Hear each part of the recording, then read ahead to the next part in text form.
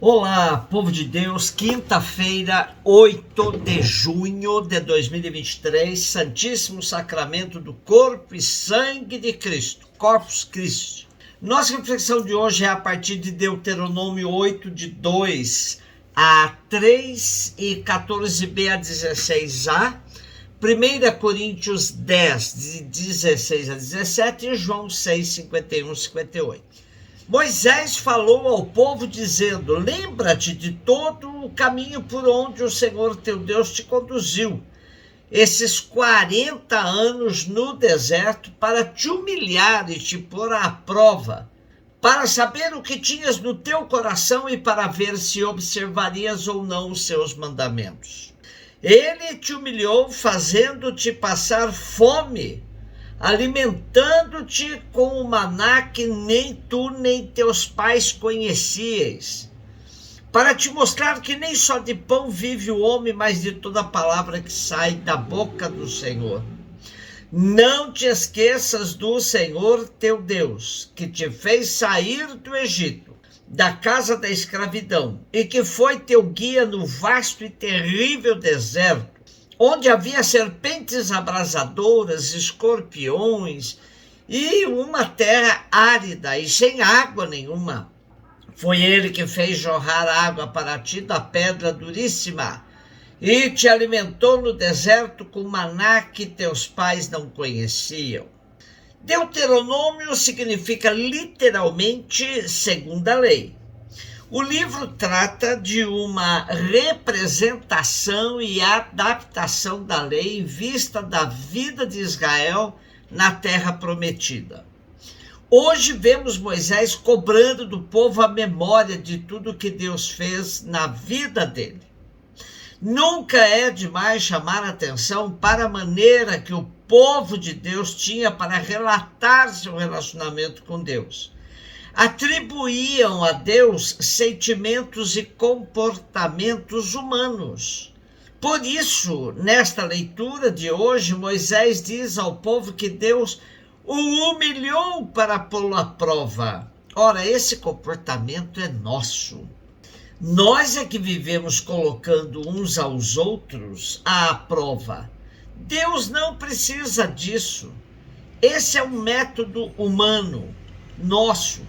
Moisés usa desse recurso para fazer a memória da libertação que Deus fez junto ao seu povo. Assim ele contrapôs fome e abundância, maná, sede e água abundante, deserto e terra fértil. Essa pedagogia de Moisés ajudava o povo a manter viva a memória do Deus libertador em momentos de provação. Há quem não saiba viver com autenticidade o momento da cruz e se esqueça de todo o bem que Deus já fez. Por isso, contra a tentação do esquecimento, o melhor remédio é ativar a memória. Povo sem memória é povo sem história. 1 Coríntios 10, 16 a 17. Irmãos, o cálice da bênção, o cálice que abençoamos, não é comunhão com o sangue de Cristo? E o pão que partimos não é comunhão com o corpo de Cristo? Porque há um só pão, nós todos somos um só corpo, pois todos participamos deste único pão. Paulo aos Coríntios alerta que a ceia eucarística não é a mesma coisa que os banquetes onde se serviam as carnes imoladas aos ídolos. Jesus não é um ídolo a mais no panteão grego. Participar da refeição eucarística implica no compromisso da busca da unidade, pois há um só pão e um só corpo. Daí que participar do culto é entrar em comunhão com a divindade cultuada, e a celebração eucarística nos coloca em perfeita sintonia com nosso Senhor Jesus Cristo por meio das espécies do pão e do vinho, mas também em relação aos nossos irmãos com quem temos a missão de formarmos um só corpo. João 6, 51 e 58, disse Jesus às multidões dos judeus: Eu sou o pão vivo descido do céu. Quem comer deste pão viverá eternamente. E o pão que eu darei é a minha carne dada para a vida do mundo. Os judeus discutiam entre si, dizendo: como é que ele pode dar a sua carne a comer?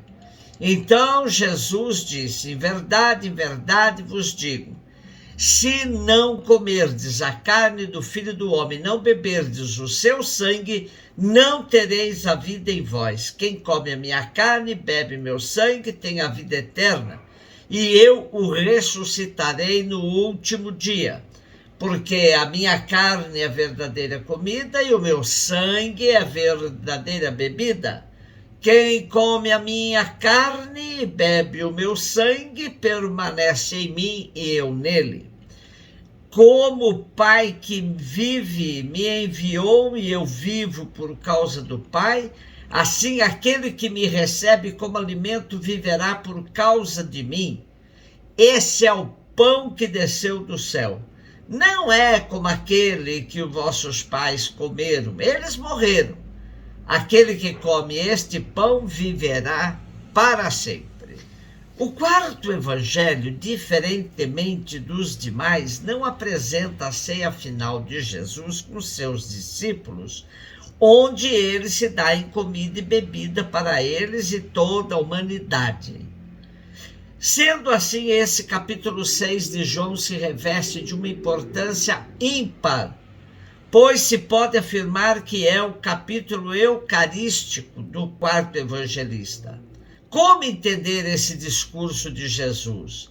Não é nada fácil imaginar o comer e beber a carne e o sangue de uma pessoa.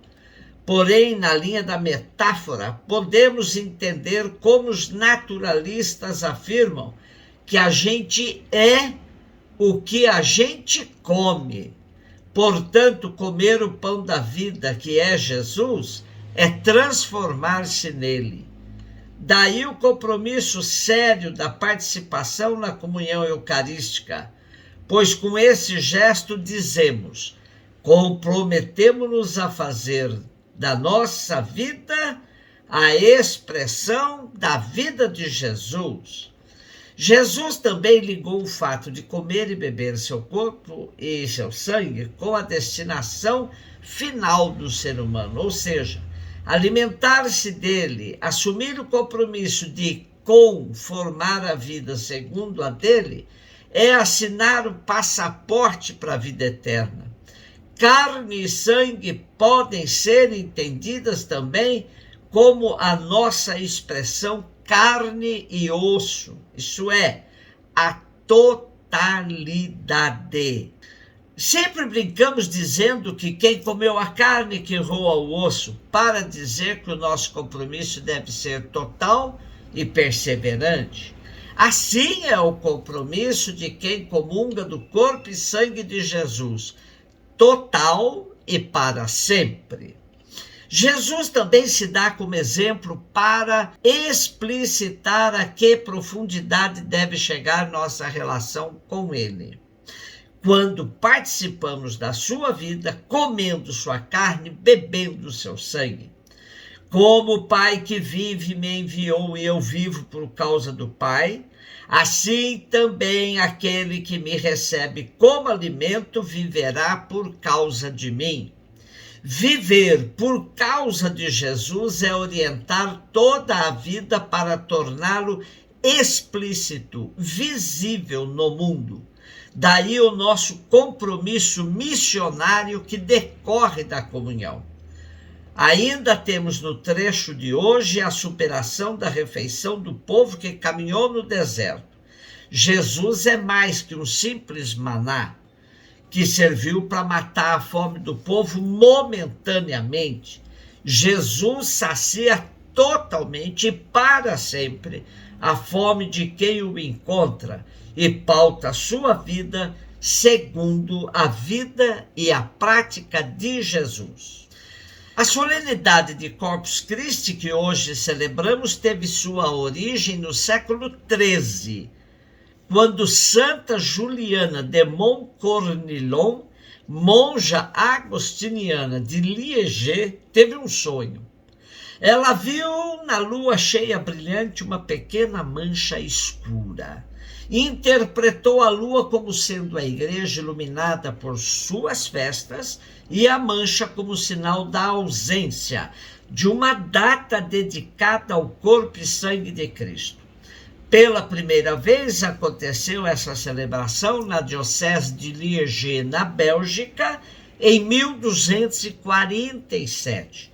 O Papa Urbano IV, confessor de Juliana, prescreveu essa solenidade para toda a igreja em 1264. Um beijo no seu coração.